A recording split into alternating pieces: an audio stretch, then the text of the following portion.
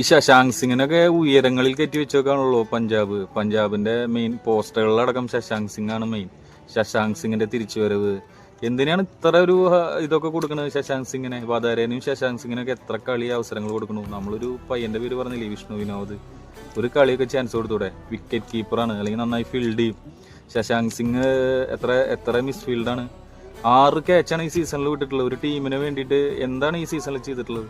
6 catch വിട്ടിട്ടുള്ള. ഒരു catch വിട്ട് KL രാഹുലിന്റെ ആയിരുന്നു. KL രാഹുൽ അടിച്ചത് 150 റൺസ്. കളി ജയിക്കുമ്പോൾ പിന്നെ കുഴപ്പമില്ല, എന്തൊക്കെ ആയാലും എൻ്റെ റിസൾട്ട് ജയമാകുമ്പോൾ ആൾക്കാരൊന്നും പറയില്ല. പക്ഷെ ഇപ്പോൾ തോൽവികളാണ്. 3 തോൽവികൾ അടുപ്പിച്ച് വന്നു. ശശാങ്ക് സിംഗ് വിട്ട ക്യാച്ച് ക്ലാസ്സിന് ഇന്നലെ അടിച്ചത് 17 റൺസാണ്. അല്ല, നിങ്ങളിങ്ങനെ കയറ്റി തന്നെ വെച്ചോ. റിക്കി പോണ്ടിങ് കയറ്റി തന്നെ വെക്കണം. ശശാങ്ക് സിംഗ് നമ്മുടെ മെയിനാണ്, വധേര നമ്മുടെ മെയിനാണ്.